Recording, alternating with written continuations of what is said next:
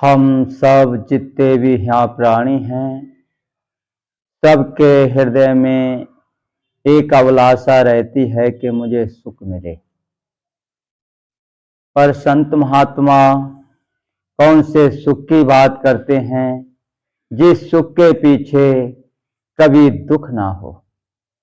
हम इस संसार में कितने से भी बड़े सुख की ओर चले जाएं, फिर भी उसके पीछे कहीं ना कहीं दुख लगा ही रहता है। पर जब संत महात्मा अपने स्तर से देखते हैं और उनके ये समझ में आती है कि असलियत में सुख क्या है, तो वो परमपिता परमात्मा से विनती करते हैं, बिनवत हों कर जोड़ के सुनिए कृपा निधान, साध संग सुख दीजिए दया गरीबी दान। वो ये विनती करते हैं, ये प्रार्थना करते हैं कि हे मेरे मालिक, हे मेरे दाता, तुम कृपा के सागर हो। मैं आपसे एक ही विनती करता हूं और आपसे मैं एक ही चीज मांग रहा हूं कि मुझे सुख तो मिले, पर साधु संग, जो साधना करने वाला हो, जो परमात्मा का भक्त हो, ऐसे इंसानों के संग मुझे सुख मिले। दया गरीबी दान, और मेरे हृदय में प्राणी मात्र के लिए दया हो, करुणा हो। जैसे मैं अपने को देखता हूं, ऐसे सबको देखने वाली मेरी दृष्टि हो।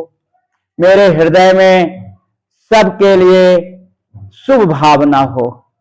अगर मैं कुछ कर सकूं तो हे प्रभु, ऐसा मेरा दिल हो कि किसी को दुख में देखकर मैं दुखी हो जाऊं। ऐसी मेरी भावना बने, और ऐसी अगर मेरी भावना बनती है तो फिर एक ही मांग रह जाती है कि हे मेरे मालिक, मुझ में नम्रता कूट कूट के भर दी जाए, जिससे जहां भी रहूं वहां पर मेरे अंदर कभी हौ में मुझ पर हावी ना हो पाए।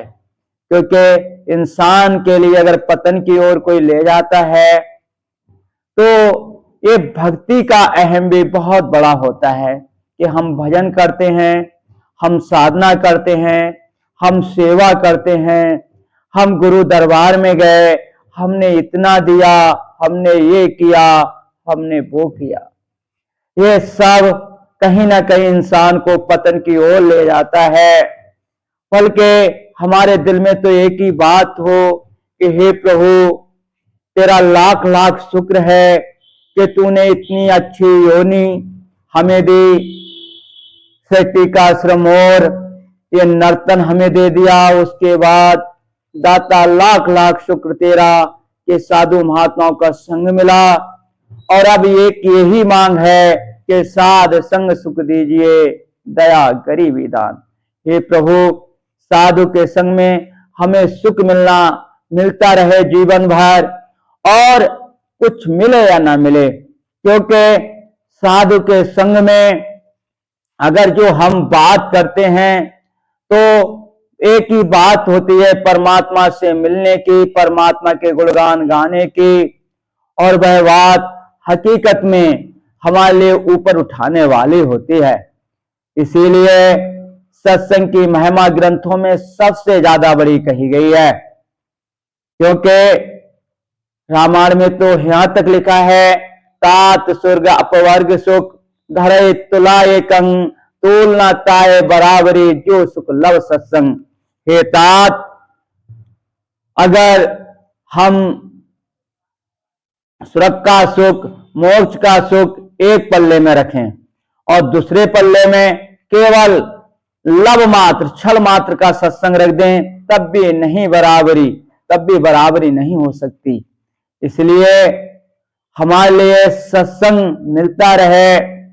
हे प्रभु, यही हमारी विनती है।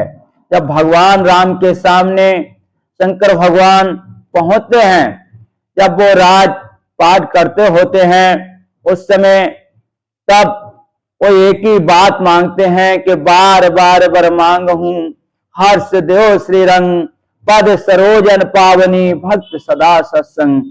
हे प्रभु राम, मैं आपसे विनती करता हूं, प्रार्थना करता हूं कि मेरे लिए अगर कुछ देना चाहते हो तो प्रभु यही दीजिए बार बार मैं मांग रहा हूं आपसे, पद सरोज अनपावनी, आपके चरण कमलों में जो भक्ति है, ऐसी भक्ति कि जो कभी भी मेरे हृदय से ना मिटे, कभी भी मैं इस भक्ति के साथ जीता हुआ ही रहूं, कभी भी इस भक्ति से अलग ना हो पाऊं।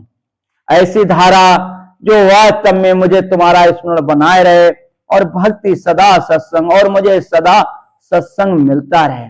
ऐसी धारणा देवों के देव महादेव करते हैं, तो हम एक आम इंसान, हम अपना कल्याण किसमें देखते हैं? हमारा कल्याण अगर कभी भी होगा तो सत्संग के माध्यम से होगा। आज तक किसी को भी परमात्मा अगर मिला है तो पहले संतों का सत्संग मिला और उसके बाद ही उन्हें परमात्मा मिला।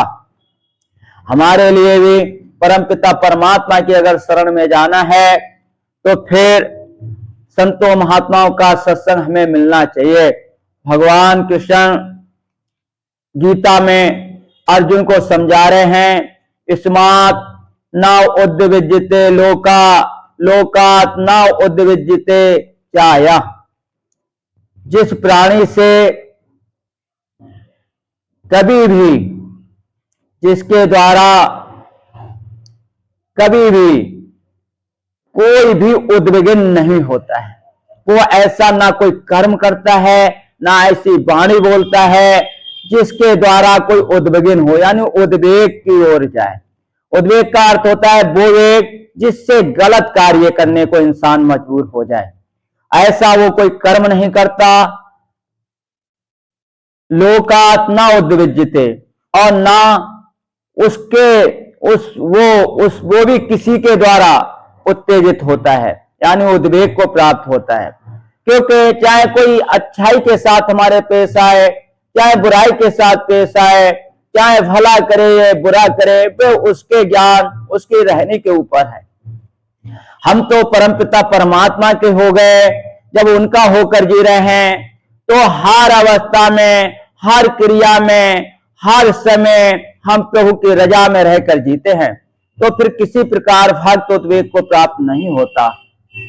हर्ष आमर्ष भय उद्वेगा मुक्ता, जो ना कभी बहुत खुश होता है ना बहुत दुखी होता है। मतलब इसका मतलब ये नहीं कि भक्त प्रसन्न नहीं होता, उसकी प्रसन्नता तो हमेशा बनी रहती है, और वह प्रसन्नता है परमपिता परमात्मा की याद में रहना, परमात्मा के स्मरण में बना रहना, वह उसकी प्रसन्नता है जो उसे कोई भी नहीं छीन सकता। असलियत में वह परमात्मा के नाम के साथ इतना जुड़ा होता है कि वह उसी में प्रसन्न रहता है। बाहरी संसार की चीजें उसे ना सुख पहुंचा सकती हैं ना दुख पहुंचा सकती हैं, ना वह किसी से घृणा करता है और ना किसी प्रकार की हलचल को प्राप्त होता है, यानी उद्वेग मुक्ता, वह इन सब चीजों से मुक्त रहता है। साचा में प्रिया, अगर ऐसा कोई इंसान है तो भगवान कृष्ण कहते हैं वह मुझे प्रिय है। कैसा इंसान? जो कभी भी किसी के द्वारा ना उद्वेग को प्राप्त होता हो, ना अपने कर्मों के द्वारा, अपनी वाणी के द्वारा, अपने किसी भी तरीके से दूसरे भी उसके कारण उद्वेग को ना प्राप्त होते हैं। ऐसा अगर इंसान है तो भगवान कहते हैं वह मुझे बहुत प्रिय है, क्योंकि वह एक शांति के साथ जीना सीख गया, परमात्मा की याद के साथ जीना सीख गया, और भगवान को भक्त इतने प्रिय होते हैं कि कभी कभी भगवान ही खुद भक्त बन जाते हैं और आगे पीछे डोलते हैं कि किसी प्रकार से मेरे भक्त को कोई दुख ना